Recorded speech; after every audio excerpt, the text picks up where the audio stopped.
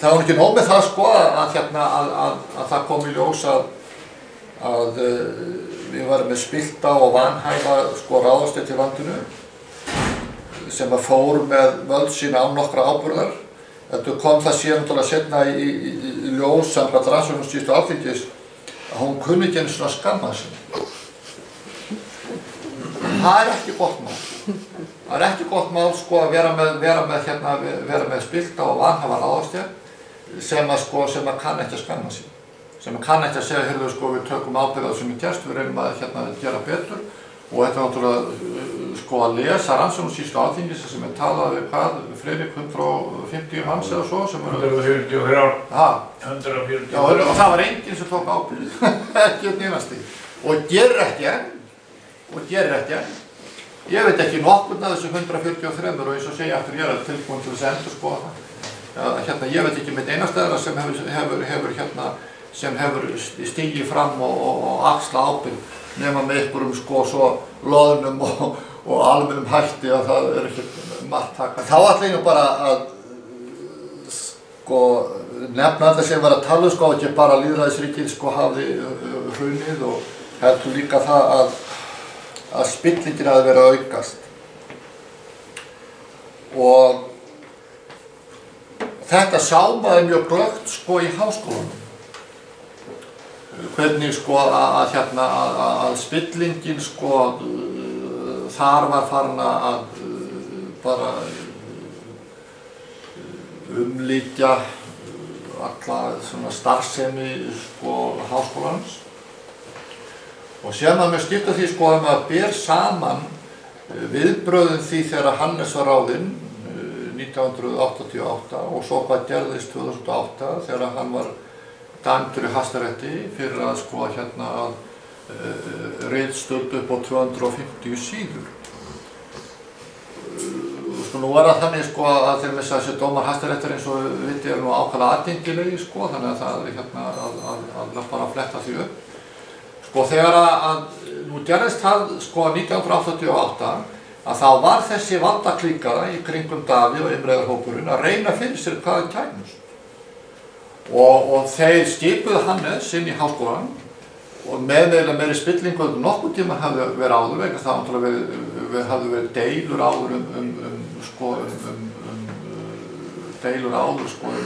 háskólakennara og skipan þeirra svona fyrir 1940.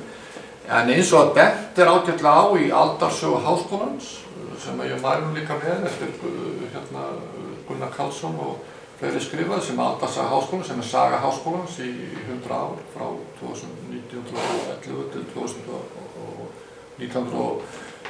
2011 aldarsaga háskólans að skipan Hannesar árið 1988 er í eina sinni sem að háskólakennari er skipaður á grundvelli skoðana sinni. Sem það er ekki gerði einn tilraun til þess að sýna að hann sé hæfari heldur en aðra, heldur segi menntamálaráðuneytið. Og ég er ekki með einhverja dulkóðunar sko stýringar af því hvað þeir voru að meina, ég bara segja hvað þeir sögðu, opinberlega. Og sögður það að Hannes væri skipaður vegna þess að hann hefði aðra skoðanir á stjórnmálafræði heldur en þessi fyrir væri. Aðra skoðanir á stjórnmálafræði. Sagði í fréttatilkynningu hérna ráðuneytisins, já. Var þetta Sverrir Hermannsson sem var reyðan? Nei, Birgir Ísleifur Gunnarsson.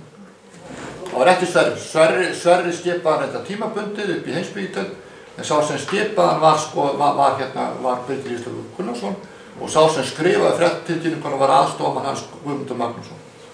Þannig að þetta var beint komið upp úr sko umræðarhópnum, þessi aðgerð. Nú, háskólinn brást þannig við að hann mótmælti allur. Og ég hef aldrei verið jafn stoltur af þessari stofnun sem ég hef verið núna í tæp 40 ár, heldur af þjóðframliti. Þess að það var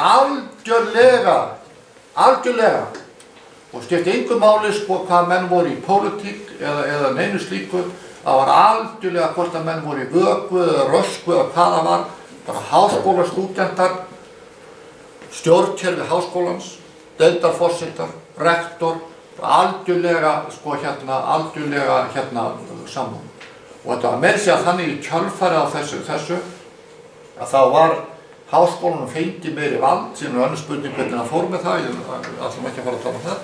En eftir Hannesarmálið þá var háskólanum gefið meira vald í mannaráðningum heldur nokkur háskóli hefur nokkur tíma fengið.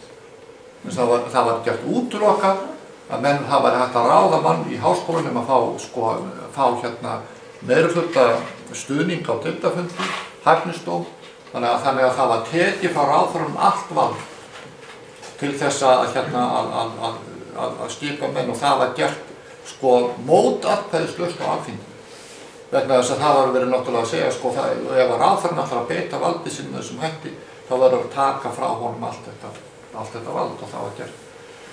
Nú, að því að sól hérna úti þá ætlum ég ekki að þreyta mig mikið á því að ræða viðbrögð háskólans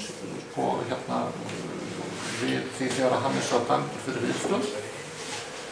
En bara að segja það að svoleiðis hlutir geta ekki gerst nema í gjörspilltu þjóðfélagi. Í gjörspilltu þjóðfélagi. Og það sagði við maður að segja að minna það að Hannes fékk ekki einu svona áminningu. Þetta sagði ein mannisbrekkan hann í háskólanum sem ég ætla ekki að nefna hann hefði fengið næstu því áminningu. Það fékk ekki áminningu. Og menn túlkuðu starfsmannlegu ríkisins þannig að starfsmannlegu ríkisins að þau útilokuðu það að það væri eftir að reka. Þetta einfaldlega lygi vegna þessi starfsmannlegu ríkisins er það að ef að menn hafa gert sig seka stórfellda afglöp í starfi. Og ég veit nú ekki hvað háskólakennari getur nú gert verra heldur en að stunda ritstörf sem nú brottrekstrarsök af nemendur eiga í stað og auðvitað var það bara vegna þess að þessi maður var einstu koppur í þeirri búru einstu kappur í búri valdaklíkurinn í landinu og fyrir þá gildu ekkert venjuleg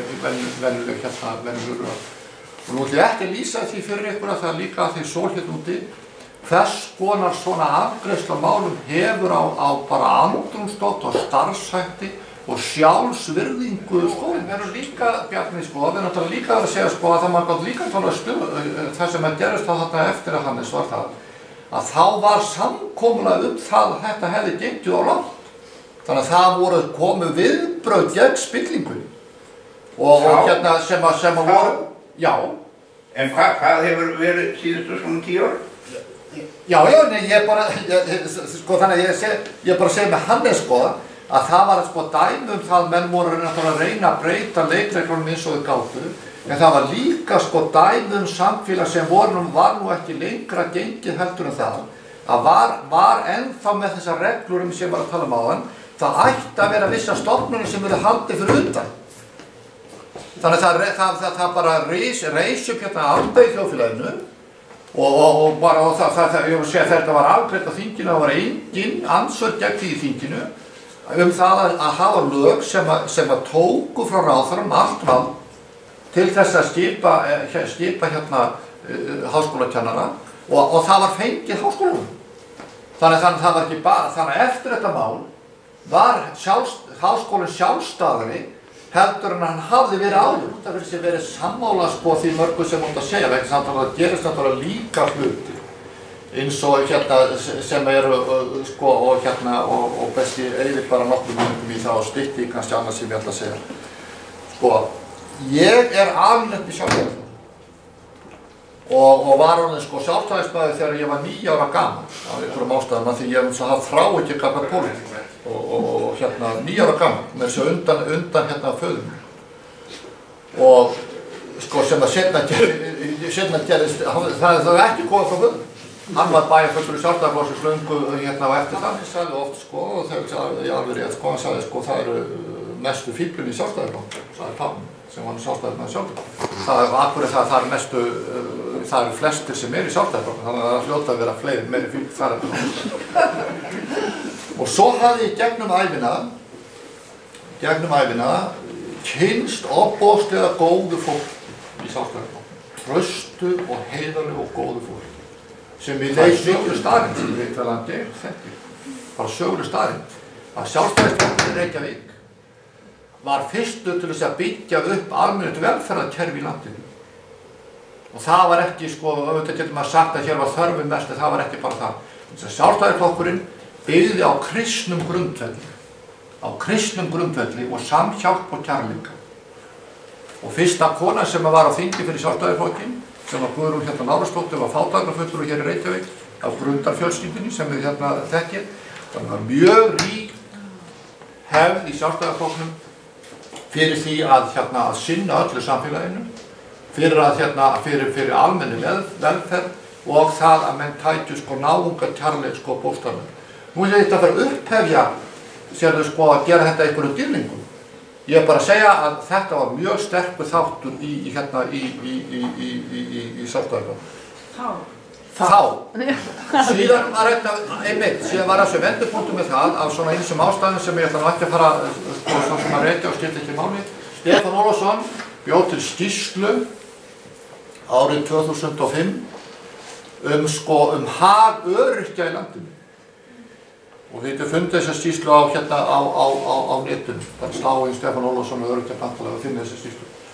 Það sem að sýnir fram á það að 2005 að þá var skattakerfið á Íslandi orðið þannig, þetta er einsdæmi í heiminum, mikið verra bandaríska skattakerfið það, að þeim minni tekjur sem þú hafðir, því meiri skatta borgaður og hlutfallslega af þínum tekjum. Það var búið að snúa skattakerfinu algjörlega við.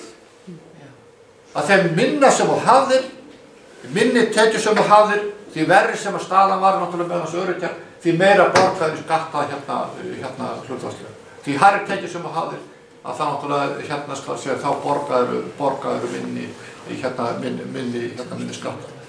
Og ég mani þetta eins og þetta við gerst í gær, þá uppgötvaði ég það, af því ég nú eins og segja reyna að hugsa svona jákvæðum nótum, að var ég þarna og það voru fulltrúar á fjármálaráðuneytinu sem voru þarna að hlusta á þetta. Það voru þingfólk úr Framsóknarflokknum, forystufólk sem var þarna og úr félagsmálanefnd Alþingis. Og ég var svo barnalegur, eða kannski bara temja sér þessi við þurfum að hugsa á jákvæðum nótum.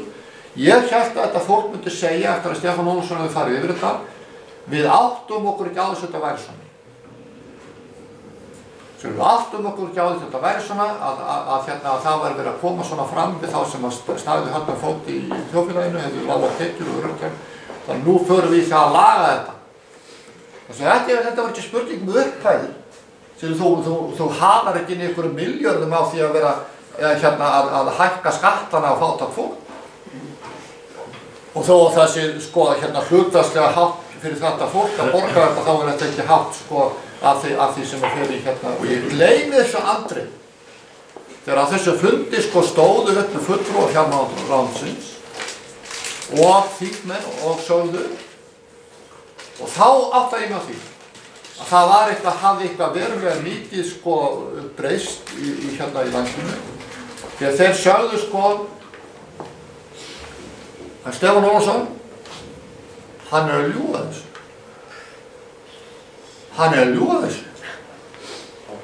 Þetta er ekkert svona. Þetta er ekkert svona. Hann er fremstur í flokki.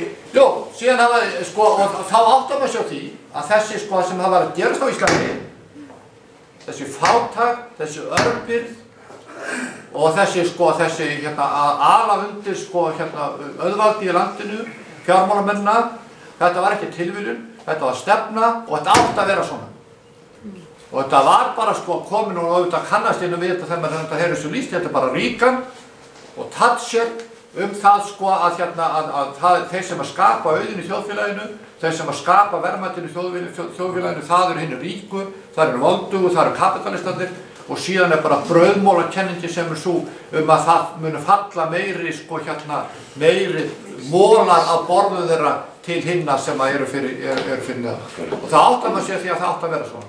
Og svo náttúrulega eins og Bjarni segir það næsta sem að hóstu er það sem að sína náttúrulega spillinguna í háskólanum að það var háskólastofnun sem fór í það með styrk frá Alþingi að hafa reyna að hafa fræðimanna heiður Stefáns Ólafssonar